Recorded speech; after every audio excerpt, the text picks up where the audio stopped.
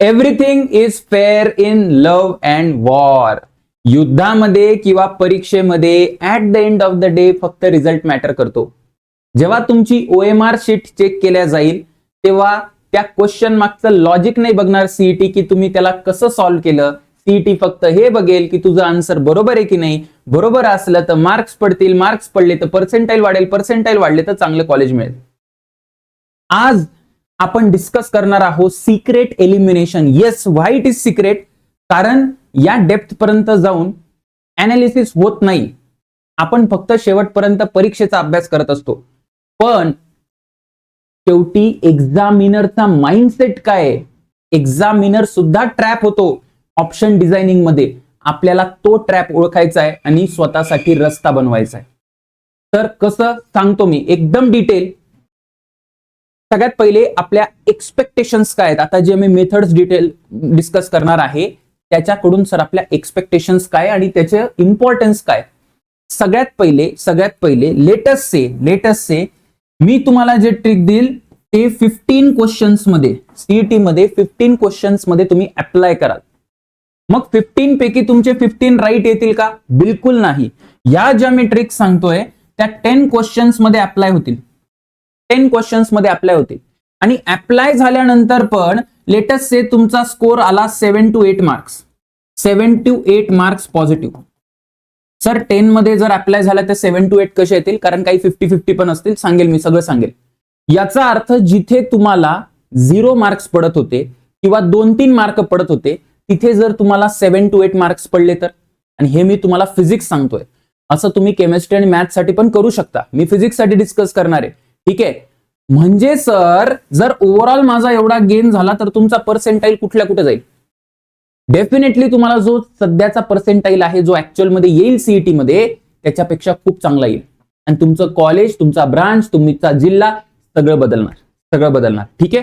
So first is he जे tricks आहेत त्या फुल प्रूफ नाही आहेत, पण आपलं काम होऊन जाईल तेवढे. बुमराला 6 जरी नाही मारता आला तरी ठीक आहे. 2-2 सिंगल डबल जरी काढलं तरी आपल्याला ऍडव्हान्टेज आहे अगेन्स्ट आवर अपोनंट्स. ठीक आहे ना सर? ठीक आहे. दुसरी गोष्ट, याचा इम्पॉर्टन्स आणि हे सांगितलं सर तुम्ही. त्याच्यानंतर बेटा की ट्रिक कुठल्या कुठल्या प्रकारच्या असतात त्याच्या आधी आपण बघू ऑप्शन एलिमिनेशनचं सायन्स काय.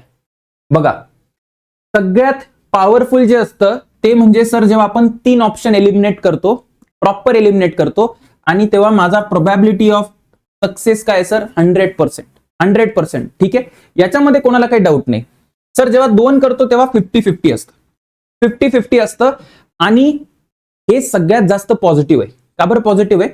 कारण 50-50 खूप छान वर्क करतं. एक तर जिथे क्वेश्चन आला तिथे जाऊ द्या, पण जे 50-50 असेल तिथे आपल्याला 10 क्वेश्चन केले ऑन अन एव्हरेज तर 5 बरोबर येतात. कधी कधी 6 येऊ शकतात, कधी कधी 4 येऊ शकतात, पण ऑन अन एव्हरेज सांगतोय मी तुम्हाला. त्याच्यानंतर बेटा आपण एक ऑप्शन एलिमिनेट केलं म्हणजे आपला 33% चान्स आहे. या सगळ्यामध्ये आपण ऑप्शन एलिमिनेशनचा यूज करणार आहोत. ठीक आहे. एकही ऑप्शन एलिमिनेट नाही झालं तर शेवटी तुम्ही तुक्का माराल, ब्लाइंड गेस कराल. त्याच्या बाबतीत मी डिस्कस नाही करणार, पण या गोष्टी डिस्कस करणार. सर आपल्याकडे शस्त्र काय आहेत? आपल्याकडे खूप खतरनाक शस्त्र आहे. बघा, 4 प्रकारच्या ट्रिक मी डिस्कस करणार. सगळ्यात पहिले बेटा डायमेन्शनल अनालिसिस सगळ्यात पॉवरफुल आहे आणि याचा जो प्रोबॅबिलिटी ऑफ सक्सेस आहे खूप हाय आहे. कारण आपण कन्सेप्च्युअल वेनी ऑप्शन एलिमिनेट करतो. मी तुम्हाला करून दाखवेल, काळजी करू नका. त्याचबरोबर सेकंड नंबरला येतं substitution. This is also having very high probability. कारण सबस्टिट्यूशन मध्ये पण आपण आन्सरला प्रॉपरपणे गाठू शकतो. Third is dual nature. Sir dual nature काय सांगेल मी. ड्युएल नेचर मध्ये जेव्हा ऑप्शन्स असे असतात की ते ड्युएल दिसतात, ड्युएल म्हणजे कॉन्ट्राडिक्टरी दिसतात, वेगवेगळे दिसतात, तुम्हाला सांगेल कसं असतं. इथे मॉडरेट टू हाय काही क्वेश्चन्सला हे लागू पडतं, मेजॉरिटी ऑफ द क्वेश्चन्सला लागू पडतं. लेटेस्ट से 10 क्वेश्चन घेतले, 7 ला लागू पडेल, 3 प्रश्नांना नाही लागू पडणार. ठीक आहे. सर डज नॉट फिट हे एक अजून व्हेरिएशन आहे. हे पण एक खतरनाक व्हेरिएशन आहे. डज नॉट फिट म्हणजे असे ऑप्शन्स जे अचानकपणे येतात, तर ते अचानकपणे आलेले नसतात, कुठून तरी येतात ते, त्याबद्दल मी तुम्हाला सांगेल. सो इथे पण मॉडरेट टू हाय चान्स आहे आपला. ठीक आहे. तो या 4 प्रकारच्या ट्रिक आपण डिस्कस करू. Number 1 is dimensional analysis. कसं करायचं सर? चला 2025 चे PYQ तुम्हाला लावून दाखवतो मी. ठीक आहे. चला सगळ्यात पहिले क्वेश्चन काय, काही पण क्वेश्चन असू द्या. इथे मला विचारलंय बेटा पोटेन्शियल विचारलंय, पोटेन्शियल. ठीक आहे. आणि हे मला ऑप्शन दिलेले आहेत. तर मला एवढं माहितीये की वर्क डन चार्ज आणि पोटेन्शियलचं काय रिलेशन असतं sir, work done is equal to असतं charge into potential difference. Basic फॉर्म्युले माहिती पाहिजे डायमेन्शनसाठी. ठीक आहे, म्हणजे जर मला कोणी पोटेन्शियल विचारलं तर डायमेन्शन पाहिजे वर्क डन अपॉन चार्ज. आणि आश्चर्याची गोष्ट अशी आहे की एकच ऑप्शन आहे. काय सर, कुठलं ऑप्शन आहे? वर्क डन अपॉन चार्ज एकच ऑप्शन आहे बेटा. Option number D. डोळे बंद करून आन्सर येतं, बाकी एकही मॅच करत नाही. म्हणजे ज्याला फिजिक्स थोडं जरी येतं बोर्ड लेवलचं, तो पण हा क्वेश्चन सॉल्व्ह करून जाईल. ठीक आहे, तुमचा टाइम पण वाचेल. That is also very high potential. ट्रिकने टाइम पण वाचतो. ठीक आहे, 100% चान्स येते. सर हे बघा 2025चा PYQ परत एकदा काय विचारलंय बेटा आपल्याला? फोर्स विचारले. फोर्स विचारलाय आणि चार्ज दिलेला आहे आपल्याला आणि इलेक्ट्रिक फील्ड दिली आहे. तर मला एक गोष्ट तर कळते ना की फोर्स इज इक्वल टू असतो काय, डायमेन्शन वाईज म्हणतोय force is equal to charge into electric field असतो. बरोबर आहे सर, हे सगळ्यांना माहिती. मग आता बघा बरं, माझ्या मते एकच ऑप्शन मॅच करते. डायरेक्ट आन्सर आलेला आहे. लोड घ्यायचं नाही आयुष्यात. ठीक आहे सर, ठीक आहे सर. पुढे बघा, पुढे काय विचारलंय बेटा आपल्याला? पुढे काय दिलंय सर आपल्याला? पुढे विचारलं आहे वेलॉसिटी. ठीक आहे, इकडे रेजिस्टन्स दिलाय, मास दिले, मॅग्नेटिक फील्ड दिली. आता तुम्हाला थोडेसे फॉर्म्युले माहिती पाहिजे. काय असतं सर बेटा? बघा, फोर्सचा जो फॉर्म्युला असतो ना, फोर्स असतो IBL. कोणावरचा फोर्स असतो सर? हा वायरवरचा फोर्स असतो. Basic formula. ठीक आहे ना. आता I म्हणजे काय असतो? I म्हणजे असतो EMF अपॉन R. बघा, करंट काय असतो? कधी पण करंट असतो बेटा potential difference divided by resistance. Potential difference किती असतो सर मुव्हिंग रॉडचा? BLV upon R.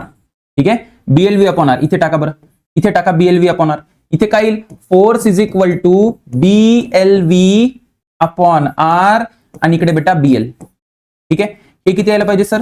हे यायला पाहिजे बेटा B square L square V by R. ठीक आहे, F च्या जागी आता बघा, F काही पण असू द्या यार, काही फरक पडत नाही. तुम्हाला सपोज नाही जरी माहिती MG असतं काय असतं, जाऊ द्या. तुम्ही फक्त डायमेन्शन, मी डायमेन्शनने डील करतोय. डायमेन्शनसाठी एक रूल आहे, थोडेसे फॉर्म्युले माहिती पाहिजे. ठीक आहे ना, तर काम होतं डायमेन्शन. ठीक आहे, जर तुम्हाला हे माहिती आहे बेटा तर इथून वेलॉसिटी होऊन जाईल. काय येईल सर वेलॉसिटी?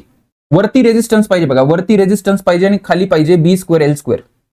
वरती रेजिस्टन्स आणि खाली पाहिजे B स्क्वेअर L स्क्वेअर. मला वाटतं एकच ऑप्शन मॅच करते, तर मी डायरेक्ट आन्सर C टिक करेल आणि तो MG म्हणजे फोर्स आहे. ठीक आहे सर, खूप मजा आली सर, खूप मजा आली. हा क्वेश्चन बघा, हा क्वेश्चन सोडायला खूप ताकद लागते एक्झाम मध्ये, पण हा इथून सुटतो. कसा?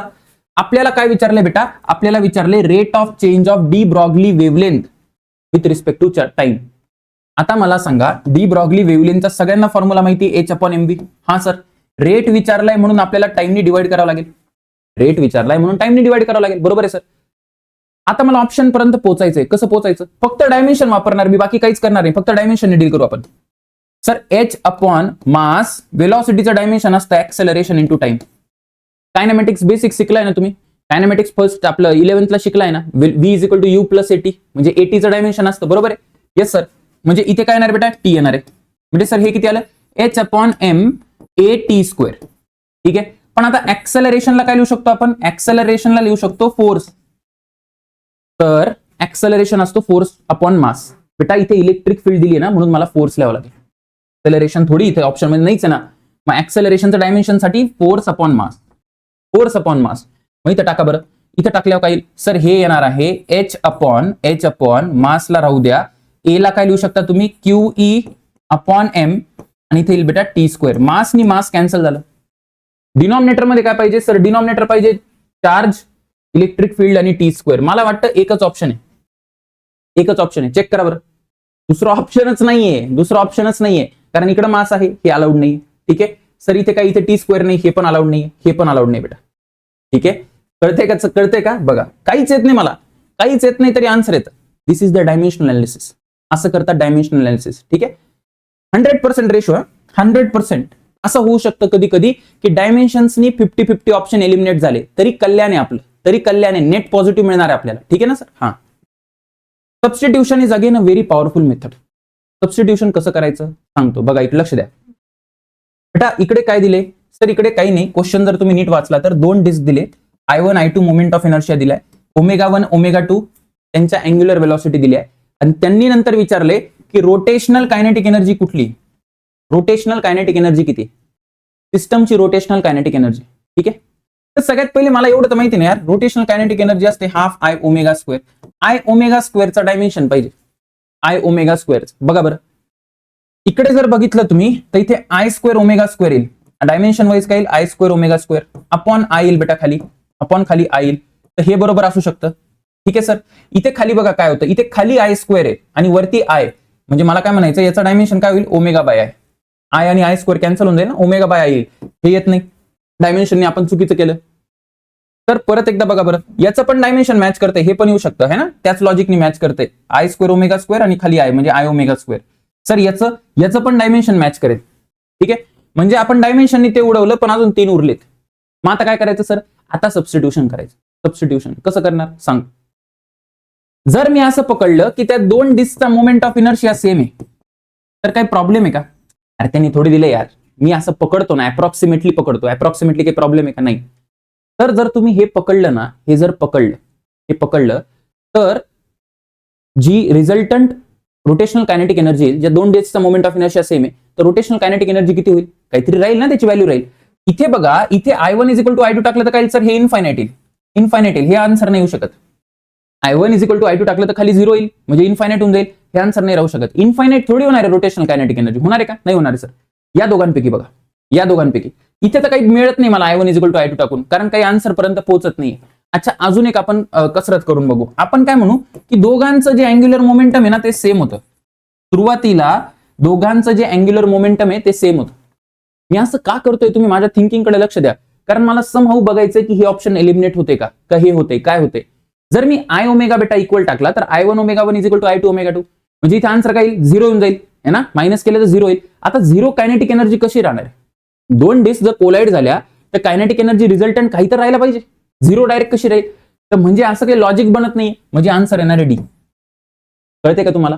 तर मी काय काय केलं, मी आधी इकडे बघा, इकडे मला दिसलं, डायरेक्ट दिसलं की यार इथं 0 पुट करून, म्हणजे खाली 0 आला तर इन्फायनाइट होईल, म्हणून हे नाही येणार. इथं 0 येते, हे बघायचं 0 येऊ शकतं का. असं होऊ शकतं की हे जर लॉजिकली पॉसिबल आहे, 0 लॉजिकली पॉसिबल आहे, तर मग हे एलिमिनेशन नाही होत. ठीक आहे, पण इथे झालं बेटा एलिमिनेशन. पुढे बघा, आता इथे बघा, या क्वेश्चन मध्ये पण तसंच आहे. इथे काय विचारले, मला विचारले potential difference between the plates. Potential difference विचारलाय, बरोबर आहे? हा सर. आता जर तुम्ही एक गोष्ट बघायला गेले की जर इथे त्यांनी दिलाय Q2 is less than Q1, दिलंय, दोन प्लेट आहे, एकाचा चार्ज कमी एकाचा चार्ज जास्त आहे. ठीक आहे, मी म्हंटल जर अशी केस कन्सिडर केली तर Q2 is equal to Q1. Sir पण त्यांनी दिलं नाही ना तसं. मी म्हणतो बेटा अप्रॉक्सिमेटली Q2 हा Q1 पेक्षा इतका पण लहान नाहीये, मी म्हणतो अप्रॉक्सिमेटली इक्वल आहे. ठीक आहे, असं होऊ शकतं. जर तसं केलं तर तुम्हाला दिसत असेल, एक कॉमन लॉजिक म्हणतं की जर दोन्ही प्लेटचा चार्ज सेम झाला, दोन आयडेंटिकल मेटल प्लेट आहे, या प्लेटवर पण तेवढा चार्ज आहे आणि या प्लेटवर पण तेवढा चार्ज आहे सर. ठीक आहे, आणि ते दोन्ही एकमेकांच्या क्लोज आल्या, तर मला वाटतं तुम्हाला एवढं कळत असेल की पोटेन्शियल डिफरन्स 0 यायला पाहिजे. अरे सेम चार्ज असलं तर पोटेन्शियल डिफरन्स कुठून येणार यार? नाही येणार ना, बरोबर सर. त्याचा अर्थ बेटा Q1 is equal to Q2 टाकलं, Q1 is equal to Q2 टाकलं तर इथं 0 येते, म्हणजे आन्सर आयदर ए राहू शकतं किंवा सी राहू शकतं. ए किंवा सी दोघांपैकी काहीतरी राहू शकतं. तर हे आन्सर येणार आहे का? बिलकुल येणार नाही. याच्यानंतर तुम्ही 50-50 मारा, याच्यानंतर तुम्ही 50-50 मारा की ए राहू शकतं का सी राहू शकतं. ठीक आहे ना, हे तुम्ही 50-50 मारू शकता, पण आपण 50-50 पर्यंत आलो, that is also very important. ठीक आहे, एक एक मार्क महत्वाचा आहे आपल्याला, that is also very important. ठीक आहे, त्याच्यानंतर आहे बेटा ड्युएल नेचर. ड्युएल नेचर काय सर? ड्युएल नेचर सांगतो तुम्हाला. ड्युएल नेचर काय? ड्युएल नेचर म्हणजे ऑप्शन्स मध्ये काय बघायचं ना तुम्हाला, ऑप्शन्स मध्ये बघायचंय तुम्हाला कॉन्ट्रॅडिक्शन. कसं कसं कॉन्ट्रॅडिक्शन असतं सांगतो तुम्हाला, एकदम सुंदर कळेल तुम्हाला. ठीक आहे, बघा जसं एक एक्झाम्पल देतो. असा हा क्वेश्चन आहे सर. ठीक आहे, क्वेश्चन आहे, हा दिसला मला. फेज डिफरन्स विचारला बेटा. काय विचारले सर? फेज डिफरन्स विचारले. तुम्हाला जर दिसत असेल तर एक्झामिनरने ऑप्शन कसे सेट करतो? एक्झामिनरचं काय मला सांगा. एक्झामिनरला काय पाहिजे? एक्झामिनरला पाहिजे की तुमचं आन्सर चुकावं, म्हणून एक्झामिनर काहीतरी ट्रॅप सेट करतो. आणि आपण जर शत्रूचा ट्रॅप ओळखला ना, तर शत्रू पण आपल्या ट्रॅपमध्ये फसू शकतो. That is the logic. ठीक आहे सर, तुम्हाला दिसतंय का की हे दोन्ही ऑप्शन जे आहेत ना ते कॉन्ट्रॅडिक्टरी आहे. कॉन्ट्रॅडिक्टरी म्हणजे अपोजिट दिसत आहेत मला, तर या दोघांपैकी एक आन्सर राहील. अँड येस, या दोघांपैकीच एक आन्सर आहे. ठीक आहे, सो आपण 50-50 पर्यंत पोहोचलो इथे. अशा क्वेश्चन मध्ये आपण 50-50 पर्यंत पोहोचू शकतो. Very big achievement. ठीक आहे, जसं इकडे बघा, सपोज तुम्हाला हे काहीच माहिती नाही, 2022चा PYQ आहे, स्पेक्ट्रल इंटेन्सिटी विचारली, फ्रिक्वेन्सी, ब्लॅक बॉडी वगैरे वगैरे आहे. कन्सेप्टने डिस्कस करते, फक्त मी एलिमिनेशन इथे डायरेक्ट तुक्का काम करतो, पण लॉजिकल तुक्का. तुम्हाला दिसतंय का बेटा इथे काय काय सर? इथे डबल्ड आहे एक, आणि इकडे एक हाफ आहे. हाफ आणि डबल जे आहे ना ते एकमेकाचे काय आहेत सर? एकमेकाचे रेसिप्रोकल आहेत. रेसिप्रोकल म्हणजे ते काय म्हणतायत की जर फ्रिक्वेन्सी जर डबल केली तर हे डबल होऊ शकतं किंवा हाफ होऊ शकतं. असं एक्झामिनरचं लॉजिक असावं, अशी प्रोबॅबिलिटी आहे. ठीक आहे, दॅट्स वाय आन्सर ए किंवा डी पैकी आणि आन्सर ए किंवा डी पैकीच. ठीक आहे ना, ए किंवा डी पैकीच आहे. आणि जर तुम्ही मला विचाराल की सर याचं करेक्ट आन्सर काय, तर टेम्परेचर जर डबल केलं ना बेटा, तर फ्रिक्वेन्सी जी आहे, तर फ्रिक्वेन्सी आणि टेम्परेचर एकमेकाला डायरेक्टली प्रोपोर्शनल असतात, म्हणून आन्सर डी येईल. तर एक लक्ष द्या, लक्ष द्या. अशा क्वेश्चन मध्ये ना तुम्ही डायरेक्ट तुक्का मारला तरी चालतं, काही प्रॉब्लेम नाही. म्हणजे एकदा तुम्ही 50-50 पर्यंत पोहोचल्यानंतर डोळे बंद करून मारा, नाहीतर ओव्हर थिंकिंग करून ते पण चुकवून टाकाल. जसं इकडे बघा, इकडे तुम्हाला दिसतंय का, इकडे फास्टेस्ट एमिटेड इलेक्ट्रॉन वगैरे काहीतरी विचारलंय. आता सर इकडे काय बघा, इकडे मानलं की हे दोन ऑप्शन उलटे दिसत आहेत त्यातल्या त्यात, पण इकडे बघा इथे डबल ड्युएलिटी. डबल कशी सर, हे बघा इकडे लक्ष द्या, थोडंसं लक्ष द्या. हा जो लेस दॅन आहे आणि हा जो ग्रेटर दॅन आहे, मला सांगा एक्झामिनरला असं का वाटलं असेल की त्यांनी लेस दॅन आणि ग्रेटर दॅन टाकलं? तो फक्त नंबर टाकू शकला. जर नंबरचा आन्सर असता तर एका ऑप्शन मध्ये टाकलं असतं लेस दॅन वगैरे. दोन ऑप्शन का बनवले त्यांनी कॉन्ट्राडिक्टरी? यासाठी बनवले कारण आपण कन्फ्युज व्हावं म्हणून, आपण कन्फ्युज व्हावं म्हणून. याचा अर्थ आयदर सी आन्सर येईल किंवा आन्सर आयदर डी. ठीक आहे, कोणी म्हणेल सर पण हे 2/3 आणि 3/2 आम्ही असं गेलं तर? नाही, तिकडे फक्त नंबरचं कॉन्ट्राडिक्शन आहे, पण इथं स्टेटमेंट यूज केले. थोडंसं तुम्ही डीप जा, मी काय म्हणायचा प्रयत्न करतोय. हळूहळू तुम्हाला गोष्टी कळतील. बघा मला हे पण दिसतंय की हे दोन्ही वेगवेगळे आहेत, हे पण वेगवेगळे आहेत, पण हे अजून चांगलं काम करतं. ठीक आहे ना, कारण हे अपोजिट आहे, हे डायरेक्ट अपोजिट आहे, हे डायरेक्ट अपोजिट आहे. ठीक आहे सर, हा सर ठीक आहे. पुढे बघा, सपोज इकडे बेटा हा क्वेश्चन आहे 2024चा आहे. आपल्याला काय विचारले, आपल्याला हीट सेक्शनचा क्वेश्चन आहे. काही क्वेश्चन असू दे, आपल्याला काही घेणं देणं नाही. ऑप्शन बघा, rigid diatomic, monoatomic, non rigid diatomic, polyatomic. इथे बघा नॉन रिजिड आणि रिजिड हे एकमेकाला अपोजिट आहेत, म्हणजे आन्सर दोघांपैकी एक पाहिजे, दोघांपैकी एक पाहिजे. एक्झामिनरचं असं असतं की काहीतरी आन्सर येईल आणि विद्यार्थी कन्फ्युज होईल, अरे हा नॉन रिजिड साठी येतो का रिजिड साठी येतो, आणि आपण तिथेच ओळखून जाऊ त्याला. ठीक आहे, कळालं? येस सर कळालं, येस सर कळालेलं आहे. आता हा क्वेश्चन बघा, या क्वेश्चन मध्ये आपण हे 4 ऑप्शन आहे, तुम्हाला दिसते का? तुम्हाला दिसत असेल की 81/16 आणि 16/81 हे एकमेकाला अपोजिट आहेत, दिसतंय? म्हणून आपण आन्सर मार्क करू, लेटेस्ट से डी. ठीक आहे, पण याचं करेक्ट आन्सर आहे बेटा ए, ए आन्सर. तर मग ट्रिक काही कामाची काय? असं नाही, असं नाही. बघा जर मी 10 शस्त्र वापरतोय, 10 वेळा अटॅक करतोय शत्रूवर, तर मी 10 वेळा जिंकायची गरज नाहीये. 10 वेळापैकी मी 6 वेळा 7 वेळा पण पॉझिटिव्हली जिंकलो तरी माझं काम होऊन जाईल. मी मुद्दाम हा क्वेश्चन टाकला की तुम्हाला असं वाटायला नको की अरे वा सगळंच काम झालं ट्रिकनी. नाही, ट्रिकनी काय होईल, ज्या विद्यार्थ्याचं जे प्रिपरेशन असेल ना ते ऍक्सेलरेट होईल, त्याला ते 3-4 mark, 5 mark, 6 mark, 10 mark extra मिळतील रिअल टाइम एक्झाम मध्ये, आणि तो खूप मोठा गेम चेंजर आहे. एक मार्काचं महत्व काय हे लिस्ट आले तुम्हाला कळेल, फायनल जेव्हा रिझल्टची लिस्ट येते. बघा अपोजिट फक्त असंच नसतं की सर लेस दॅन ग्रेटर दॅन किंवा असं असतं, नाही, अजून पण अपोजिट असतं. कसं? ग्राफ मध्ये पण अपोजिट असतं. बघा इकडे काय विचारले, इकडे रेझोनंट काय विचारलं बेटा, इथे करेक्ट ग्राफिकल रिलेशन विचारले. ठीक आहे, ग्राफिकल रिलेशन विचारले. तुम्ही जर नीट बघितलं ना तर हा करंट फ्रिक्वेन्सीचा ग्राफ आहे, हा पण करंट फ्रिक्वेन्सीचा ग्राफ आहे. सर इकडे इम्पेडन्स फ्रिक्वेन्सीचा आहे, इकडे इम्पेडन्स फ्रिक्वेन्सीचा आहे. बरोबर, बरोबर. हे दोन्ही ग्राफ रिलेटेड आहे का? नाहीये सर, नाही. पण हे जे ग्राफ आहेत करंट फ्रिक्वेन्सी सेम ग्राफ आहेत. हा सर, आता बघा हा ग्राफ आणि हा ग्राफ उलटा आहे, दिसतंय का तुम्हाला? उलटा आहे, म्हणजे हे दोन ऑप्शन कसे झाले सर? हे कॉन्ट्राडिक्टरी झाले. कोणी म्हणेल सर हा आणि हा कॉन्ट्राडिक्टरी नाहीये का? नाहीये बेटा, कारण इकडे इम्पेडन्स आणि इकडे करंट आहे. याचा अर्थ याचा आन्सर आयदर डी यायला पाहिजे किंवा आयदर बी यायला पाहिजे, या दोघांपैकी एक आन्सर आहे. ठीक आहे ना? हा सर, आणि तसंच आहे, ते सत्य आहे. हे बघा आता हे 4 ऑप्शन आहेत, हे 4 ऑप्शन आहे. याच्यामध्ये जर तुम्ही बघितलं तर मला एसएचएम करतोय पार्टिकल, आणि मला काय विचारलं सर? मला विचारले फोर्स टाइम ग्राफ विचारले. आता अपोजिट आन्सर बघा, तुम्ही अपोजिट बघा बरं. हा बघा, हा जो ग्राफ आहे आणि हा जो ग्राफ आहे ना बेटा, हा एकमेकाला अपोजिट दिसतोय की नाही? एकमेकाला अपोजिट. हा, मग या दोघांपैकीच एक आन्सर आहे, अँड दॅट इज करेक्ट. या दोघांपैकीच एक आन्सर आहे. ठीक आहे सर. एक आहे बेटा डज नॉट फिट, ही एक खतरनाक कॅटेगरी. आतापर्यंत आपण काय बघितलं सर? आतापर्यंत आपण बघितलेलं आहे डायमेन्शनल, त्याच्यानंतर काय म्हणतात त्याला, सबस्टिट्यूशन, त्याच्यानंतर तिसरं बघितलं ड्युएल नेचर मध्ये ग्राफ वगैरे सगळं कसं करतं मी सगळं सांगितलं. ठीक आहे. आणि एक आहे बेटा डज नॉट फिट म्हणजे असं ऑप्शन जे आभाळातून पडतं, ते आभाळातून पडत नाही. मग काय होतं सांगतो तुम्हाला. हा क्वेश्चन बघा 2025चा PYQ बरं का, काय खतरनाक ट्रिक आहे बघा, काय खतरनाक ट्रिक आहे. सपोज हे आन्सर आहे बेटा, ठीक आहे, हे क्वेश्चन आहे. मला एक गोष्ट सांगा, हे जे काही आन्सर असेल याचं, इथे 1 आला, ठीक आहे सर, इथे 3 आला, इथे 9 आला. बघा 1 आहे, 3 आहे आणि 9 आहे, हे लॉजिकल नंबर आहेत ना. 1:1 लॉजिकल आहे, माणसाच्या डोक्यात येतो, कोणाच्याही डोक्यात येईल. 3:1 पण आहे, तर 9:1 आहे. हा जो 11 आहे हा काय करायला लागला इथे? What the hell is 11 doing? 11 कोणाच्या मनात कसा येऊ शकतो? खूप कमी चान्सेस आहे त्याच्या याचे, असं म्हणत नाहीये. होऊ शकतं एक्झामिनरच्या मनात आला आणि एक्झामिनरने टाकलाय तो आणि आन्सर काहीतरी वेगळे, पण there is very high probability की याचा आन्सर पाहिजे हे आणि याचा आन्सर हेच आहे. तर एकाच ह्याच्यात काम करतं नाही असं नाहीये. इकडे बघ 2025 ला परत एक क्वेश्चन आहे, याला सॉल्व्ह करायला गेला ना रिटायर होऊन जाशील. ठीक आहे, इकडे बघ. तर 7 आला, ठीक आहे. 7 नंतर 8 आला, मानलं बेटा. 7 आला, 8 आला, 4 आला, इथपर्यंत ठीक आहे, ही माझी सहनशीलता होती. पण 49 कुठून आला? 49 कुठून आला? खिशातून आला का 49? नाही सर, 49 खिशातून नाही आला. आन्सर इज बी. आणि यस, त्याचा आन्सर बी आहे बेटा. यस, त्याचा आन्सर बी आहे. ठीक आहे. त्याच्यानंतर इकडे बघा, इकडे पण तसंच आहे. 2024 चा PYQ 2024 चा काय विचारलंय सर? इथे विचारलं which harmonic mode of pipe वगैरे. बघा इकडे काय, इकडे फर्स्ट आहे, सेकंड आहे, थर्ड आहे. चला इथं फोर्थ असतं तरी मी काही करू शकत नाही, या क्वेश्चन मध्ये एलिमिनेशन नाही करू शकत. पण 8th कुठून आला यार? 8वीत कुठून आला? पहिली, दुसरी, तिसरी डायरेक्ट 8वी. ते 5 घेतलं असतं, 4 घेतलं असतं, समजू शकलो असतो ना मी. 8 कुठून आलं? मग 8 is correct answer. 8 is correct answer. मजा आली का? मजा येणार, एकदम खतरनाक मजा येणार.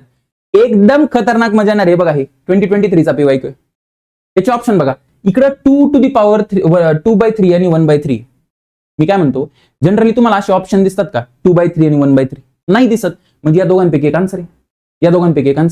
काय आन्सर आहे ते आपल्याला माहित नाही, पण या दोघांपैकी एक आहे. आणि येस, या दोघांपैकीच एक आन्सर आहे. This is called as a does not fit. की काहीतरी असं नाही की रॅन्डम काही पण टाकू शकतात, ते आन्सरचं पार्ट असतं की आन्सरच्या जवळपास असतं, म्हणून त्यांना टाकावं लागतं. ठीक आहे सर. हा ठीक आहे बेटा. बघा, हे बघा, इकडे बघा, इकडे अजून खतरनाक आहे. बघा 2:3 आणि 3:2 सगळ्यांना मान्य आहे, काही प्रॉब्लेम नाही. पण √x आणि √5 आणि √5 आणि √x, रूट कुठून आला? नाहीये सर, तसं नाहीये. म्हणजे एक्झामिनरनी गडबड केली. ठीक आहे, याचा अर्थ आन्सर एक तर डी आहे किंवा आन्सर एकदम सी आहे. आणि अजून एक गोष्ट सांगतो, इथे डज नॉट फिटची पण ट्रिक काम करते आणि इथे बेटा ड्युएल नेचर पण आहे.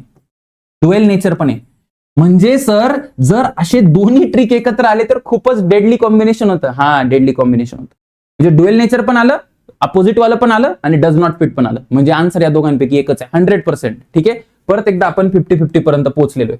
ठीक आहे, सो दॅट इज अबाउट. आपण 4 वेगवेगळ्या ट्रिक डिस्कस केले, काही क्वेश्चन सॉल्व्ह करून दिले. अजून पण ट्रिक आहेत, अजून 1-2 ट्रिक आहेत. एक ट्रिकचं नाव आहे, काय सर? एक ट्रिकचं नाव आहे middle option trick. Middle option म्हणजे काय? सपोज 2, 4, 6, 8 असं ऑप्शन असलं ना, तर जनरली असं बघितलं गेलं की 4 आणि 6 आन्सर असतं. त्याच्याबद्दल मी रिसर्च करतोय, ते पण लवकरच अपलोड करीन. एक मी तुम्हाला सांगतो काय सर, आपण एक काम करू शकतो. काय करू शकतो? हे तर क्वेश्चन सॉल्व्ह करून दिले. आपण असं करायचं का की फिजिक्स मधले जेवढे पण 5 year PYQ आहे त्याची एक ट्रिक मॅरेथॉन घ्यायची का? ट्रिक मॅरेथॉन 10 तारखेला एक्झामच्या जस्ट आधी. जर तुम्हाला वाटत असेल सर आपण ट्रिक मॅरेथॉन घेऊन त्याच्यात असे क्वेश्चन प्रॅक्टिस करू, म्हणजे रिअल टाइम एक्झाम मध्ये सर आम्हाला ट्रिक लावता येतील, तर कमेंट करा ट्रिक मास्टर.